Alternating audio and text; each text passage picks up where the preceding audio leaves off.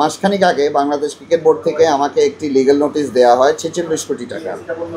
তো ওটার এগেনস্টে আমরা একদিন পরে আমাদের রিপ্লাইটাও ফর্মালি দিয়ে দিয়েছি ক্রিকেট বোর্ডকে।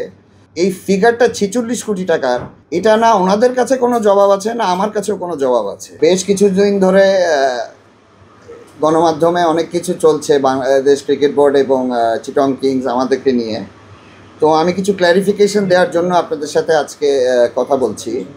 সেটা হলো যে আজ থেকে প্রায় অলমোস্ট মাসখানেক আগে বাংলাদেশ ক্রিকেট বোর্ড থেকে আমাকে একটি লিগ্যাল নোটিশ দেওয়া হয় 46 কোটি টাকা।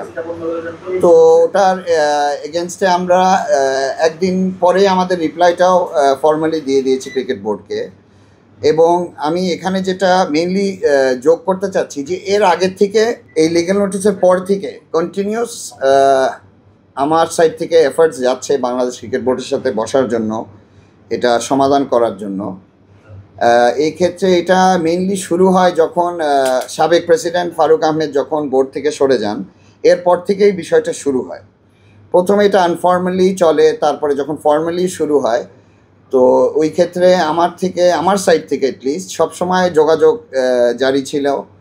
আর আমার সাইড থেকে চেষ্টাটাও ছিল বোর্ডের সাথে বসে এটা আবারও সমাধান করা। এই সমস্যাটা আসলে আজকের না, এটা 2014 থেকে চলছে।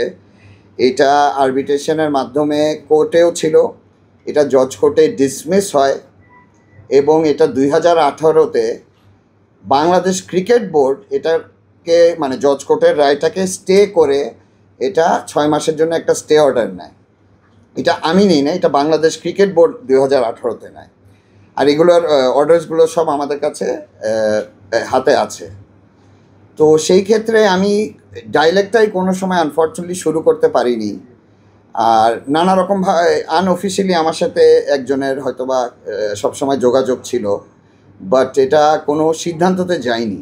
বাট অনেক সময় অ্যাকচুয়ালি গণমাধ্যমে এটা অনেকভাবে প্রকাশ করা হয়, which I have no problems with. যেটা সমাধান আছে ওটা তো সমাধান করতেই হবে।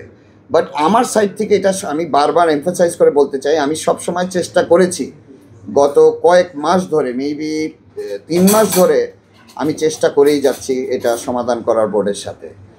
তো এটা এখন উইথ অল ডিউ রেসপেক্ট, এটা এখন এই মুহূর্তে যেই পর্যায়ে আছে, আমার সাথে আজকে কথা হয়েছে কিছু বোর্ড ডিরেক্টরসদের সাথে, ওনারা আমাকে ইনশোর করেছে যে এটা নিয়ে আমার সাথে খুব শিগগিরই বসে সমাধান করবে।